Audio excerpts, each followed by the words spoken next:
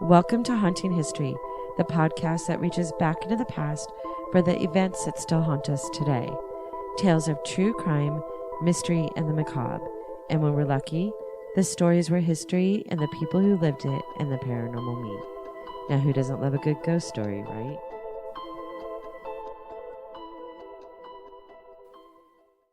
Welcome back to Haunting History Podcast. I'm your host, Kat. The French Quarter in New Orleans, Louisiana has a rich and colorful history. Established by the French in 1718, it originally served as the colonial capital of Louisiana. In 1762, it was ceded to the Spanish before returning to the French control briefly in 1800. Finally, the United States acquired the territory in 1803. The French Quarter is not only known for its historical charm, but also for its reputation as one of the most haunted places in the United States. The area's turbulent history, including fires, floods, epidemics, has left a legacy of ghostly tales and eerie occurrences. Today, I'm with New Orleans Paranormal Society, Jennifer Tauley. How's it going, Jennifer? Great. How are you? Minus the connection issues that we had for the last 30 minutes. We're good. Yes. Jeez, man. I feel like you and I have been talking for a really long time. It's been a while. Yeah, for sure. I do too. I want to hear all about New Orleans French Quarter. It's one of my fascinations. I know I've probably mentioned it to you before that one of my great-grandfathers was actually from Louisiana. So I've always been fascinated with Louisiana in general, but particularly New Orleans, and then most specifically the French Quarter. And you've been doing these paranormal tours for how long? This particular one, I think we are into our third year, second year full time because of that whole COVID thing. So you don't actually do the entire, your tour that you do is not the entire French Quarter, it's a portion of the French Quarter? This one is a portion. 2 out of the 3 of us that work for the company actually were walking tour guides where we did history tours, ghost tours, food tours, things like that. And then we investigated on the side, and then we helped create this.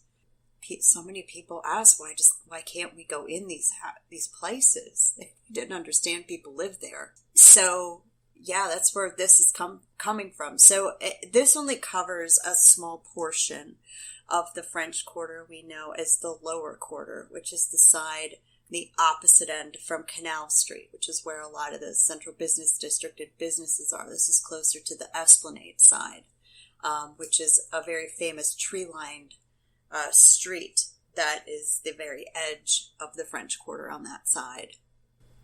And your tour takes place specifically in a hotel what was once a hospital. That's one of the spaces. We investigate 2 on each ghost hunt experience that we offer. 2 of 4 locations that we have access to. And one of them is the Hotel Provincial, which part of the property was the first hospital here in New Orleans, built in 1722. Oh, so tell us about that one. So the Hotel Provincial sits on what's called a key lot. So 2 streets running parallel. Its property runs through or fronts both sides of it. The back portion, which fronts Decatur Street, that portion, which is now a parking lot and what they call Building 5, even though there's only 4 buildings in the hotel, was built the first hospital called the Royal Military Hospital, and it was operated by the Ursuline Order of Nuns, who were sent here from Normandy, France, to, open hospitals and teach our women to be a little bit more proper than how they were acting at the time in the new colony.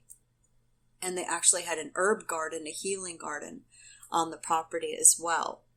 And that Building 5 is extremely haunted. That remained a hospital until 1831,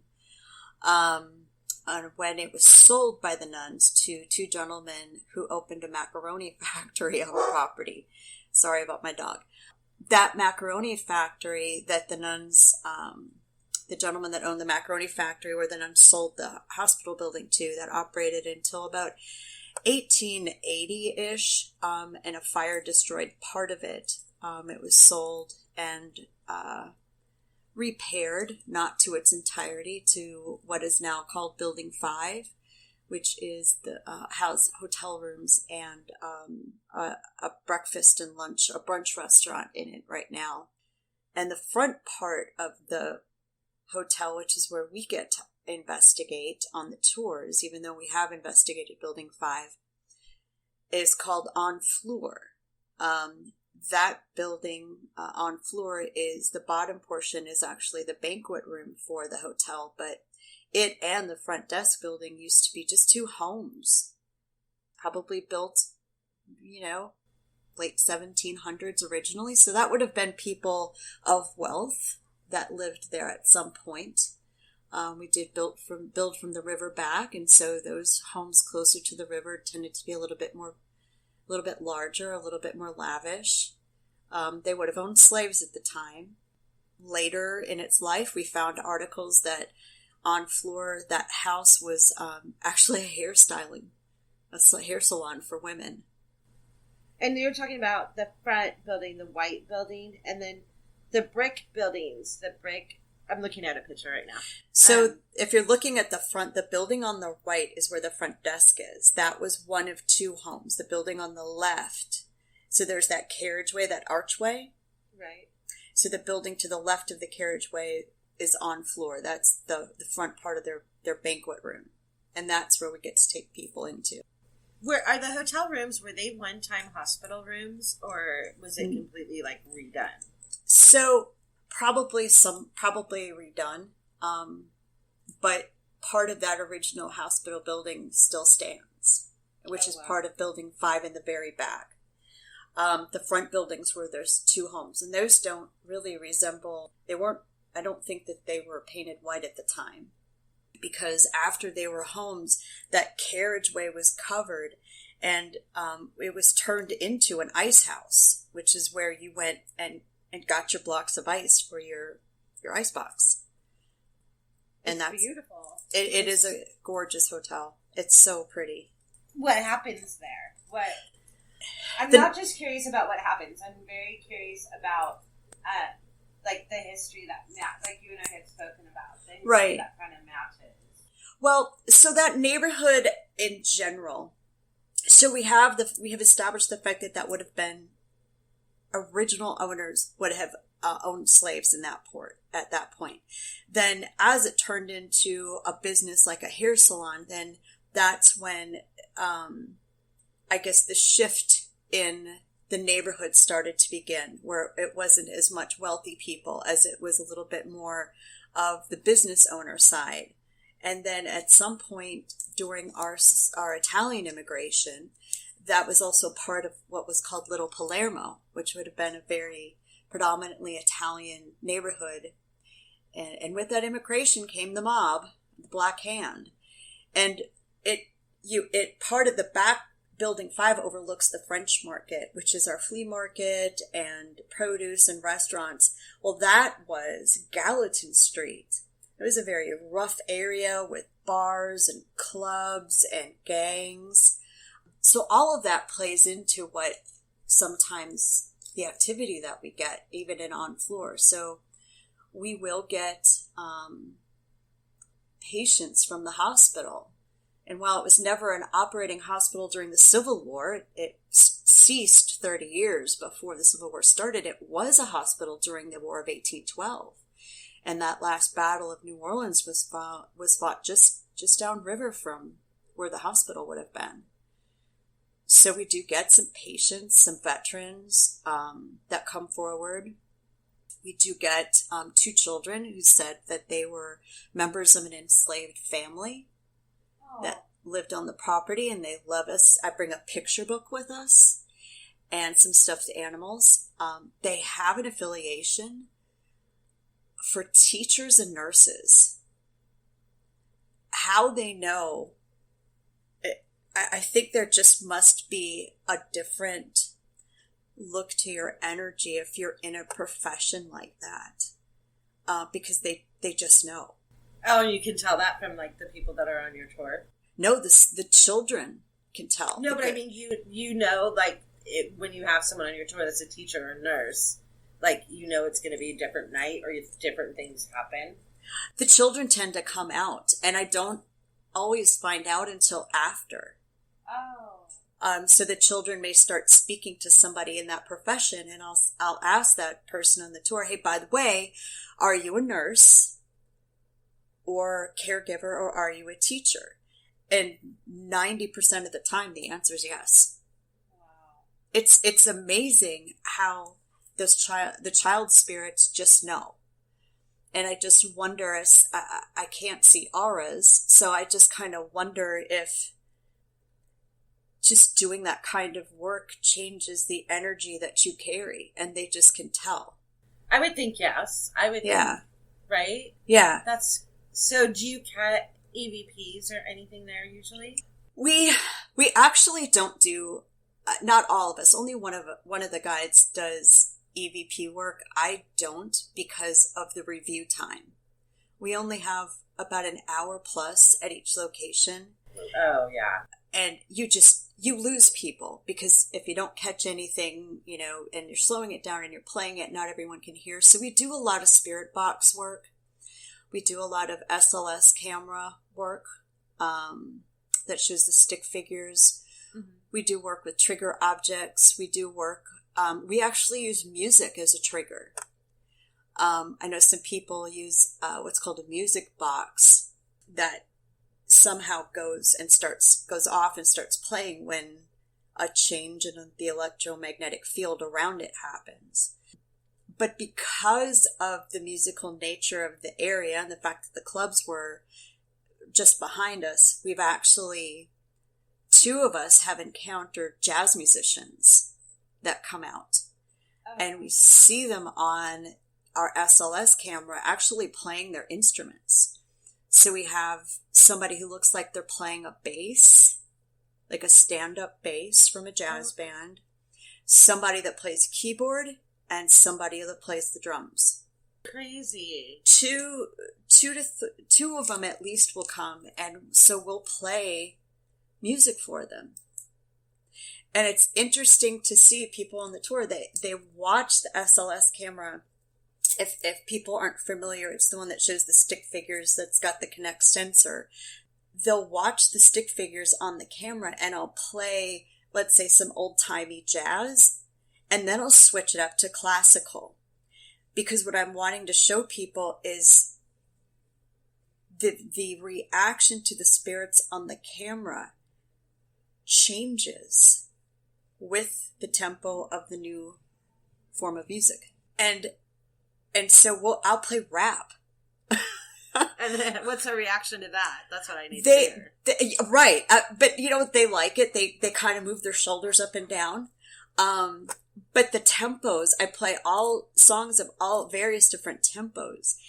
And because I want to show people how they react and how it's appropriate based on the tempo of the song. So then you're explaining that, sound waves and like that's somehow translating that they can feel that or hear that in some way and know that, okay, this is how I'm supposed to play now. So it's kind of cool. I mean, and we've had a lot of other groups that have, paranormal groups that have come on our tours actually worldwide and have never seen that used in that way before and are fascinated by it. Yeah, it's actually brilliant.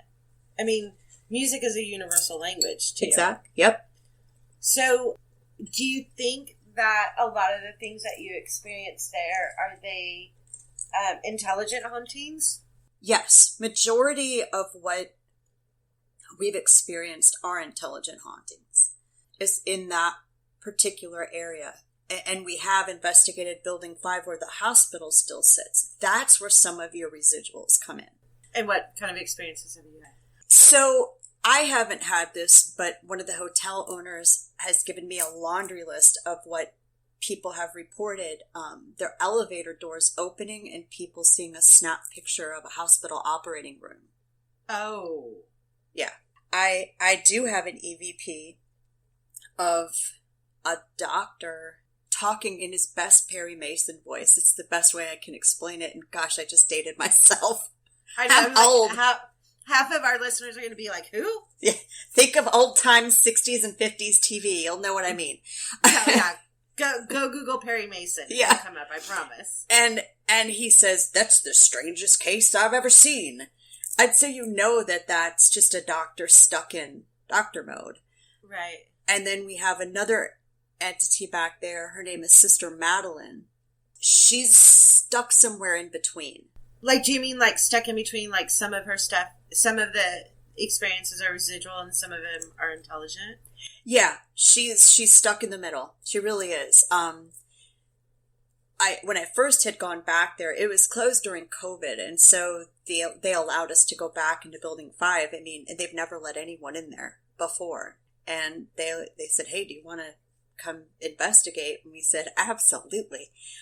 I walked up to the top floor of Building 5, and they were giving us a tour, and as one of the owners was, and as we turned to go down the steps, I got pushed, like someone was pushing me down the steps, and followed, even because of course that happens to me. They're like, you're going up there by yourself, right? Guinea pig. So we found out later, we worked with another team. They've actually got a show coming out called History's Most Haunted. It's a group of ladies from Canada that we asked the provincial to let them in because they're also very focused on history, and that's extremely important to the family that owns this hotel. We kind of compared evidence, and we believe she's Sister Madeline, who was one of the first mother superiors of the nuns, and she didn't push me out of trying to do me harm. She pushed me because I was in her way because she's still in hospital mode. You know, I wasn't making the beds, I wasn't cleaning, I wasn't emptying a bedpan, and I was walking too slow, and I was in her way. Oh, so you didn't feel like it was like a negative thing? No, it was like, I have a job to get done. Get the heck out my way. Wow. And so that's why I think she's still stuck. There is another report of a woman back there that when I see her, I see her just, it's like when you've had your hair pinned up very tight all day and you take it down and you shake your hair out. Yeah. She's constantly making that hair shaking motion and very happy her hair's down. And she makes people see blood on the sheets of their bed. Oh, that's a little startling. Yeah, crazy. And yeah, you check into a hotel and all of a sudden you've got blood on the sheets of your bed. But the crazy thing is they call on the front desk, hey, there's an issue. The manager, House Kingdom, comes up there. They pull down the bed sheets and it's not there. And even the people don't see it anymore. Oh, wow. And she also, if you're a female and you take your jewelry off and set it on the nightstand and just kind of throw it, you might wake up with it placed very neatly, even your necklace reclasped and presented very neatly. And if you're with your significant other who's a male, he might find his stuff just thrown on the floor. She's very much does not like men. So I think, best guess, is she is one of the prostitutes who was in French prisons, who was sent over here to forcibly volunteer to help the nurses and was just not very happy about having to do it. Aww. And probably had some very poor experiences with clients back in France as a prostitute. Right. Which would explain the man hating. And wanting to have her hair down. Yeah. It's funny, I had not encountered this spirit, but the girls did. And they didn't know who she was. They said, because the three girls from their Instagram is called Beyond the Haunting. They're all mediums. Yeah, you're going to make me look this up while we're talking. I'm going to. I know. Yeah. I just love them. They're so great. I just know that the listeners are doing the exact same thing. Like, yeah. You are trying to hide your phone at work because you have to listen. You have to Yeah. What did you say? What's their Instagram? Their Instagram is called Beyond the Haunting. Their first series that was filmed in Canada, I believe, was called Haunted Gold Rush. Season 2 is called, I believe, History's Most Haunted, and that's all in New Orleans. I think it's on T&E Network now, so U.S. can't watch it yet, but we will, and we are on it.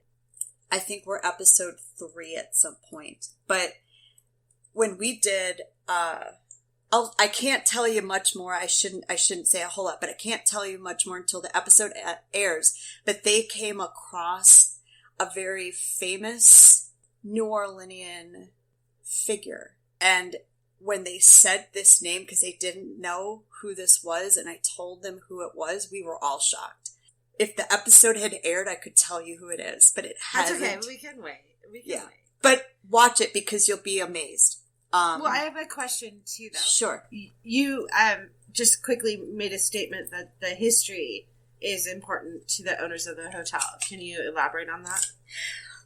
It is. So one of the owners, especially, there are a lot of walking tour groups that stop outside the hotel and tell this ridiculous story about it being a Civil War hospital and how either the doctor was drunk or we got the patient drunk because we had to amputate and all this other stuff. And it bothers him because no part of it is true. It was a Royal Military Hospital. It never operated as a hospital during the Civil War. It ceased 30 years before.